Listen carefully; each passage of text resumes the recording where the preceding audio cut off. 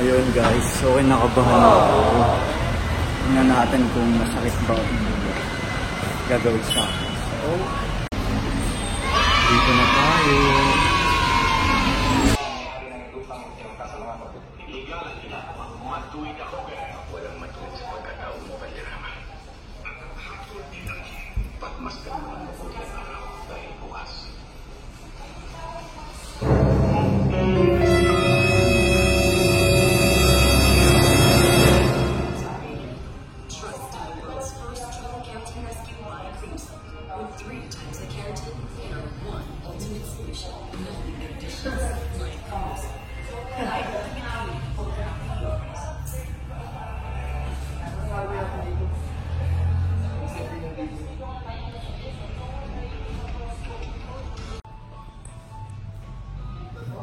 Wala si sir.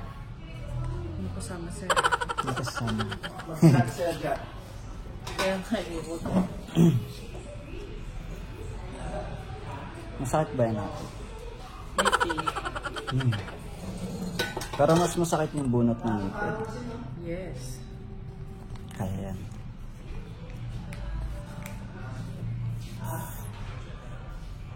Bawal na tayo sir tumayo ha. Bawal tayo magsalita. Okay po. Kumuna, bye guys. A few inches Ay later. na, kasi magkakasing sukat sila. At talagang pinakita mo pa talaga kay sir yung cotton. At ano naman pakialam ko dyan sa cotton na yan? Sige, huwag kang makialam. Ako magpupunas. Hindi dito na. Dadaanan mo yung hindi dapat ay.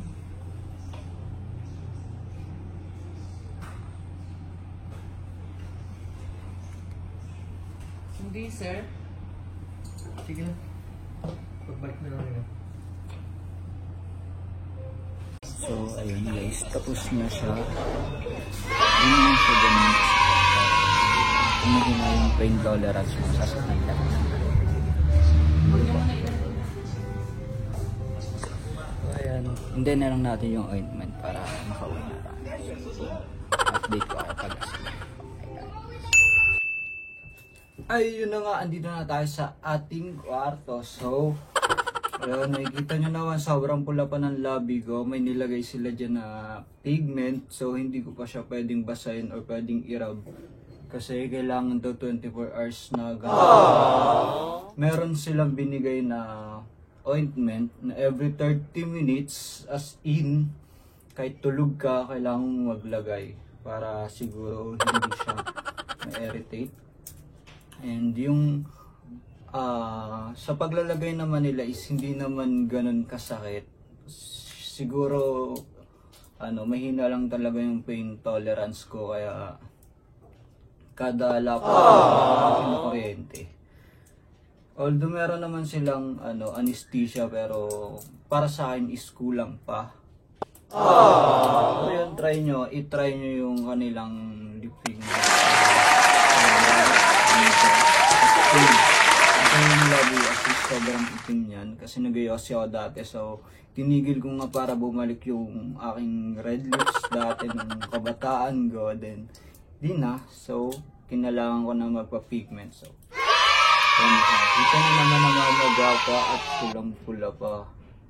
Hindi ko alam kung pwede ako magsalita, walang sinabi yung doc na about sa pagsalita. So ang mga pinagbawal lang is malalansa at saka pag-inom ng tubig. Pwede naman palang uminom ng tubig pero hindi mo siya pwedeng basahin. So gagamit ako ng straw. At dahil 30 minutes na yung biyahe natin, maglalagay na tayo ng ointment na binigay ni Doc. So yun, sa mga staff naman nila is sobrang maasigaso. Saka makwento, so hindi ko nararamdaman masyado yung sakit kasi nga kahit hindi ako pwede magsalita is naaano yung utak ko na nakakalimutan ko yung ginagawa nila, sinasaktan nila ako. So yun, pero pang buksan na ito. So yun, try nyo na.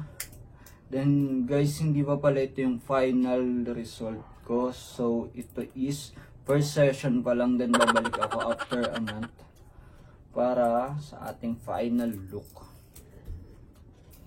Ba't itong hirap buksan? Bubuksan ko na yung ointment natin. Ayan na siya guys. So,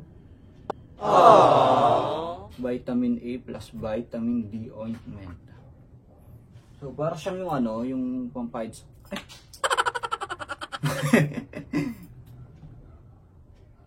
No, tapos bawal din ako mag-toothbrush. So, layo-layo muna kayo. Hindi ako mag-toothbrush ng 24 hours.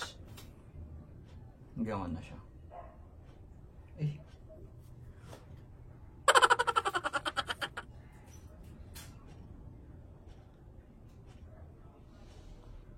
Shit, natatanggal. So, ayun, bawal daw siyang matanggal kasi yun yung papasok doon sa pinakang ano, labi ko. So, kailangan natin ko. Wala na siya.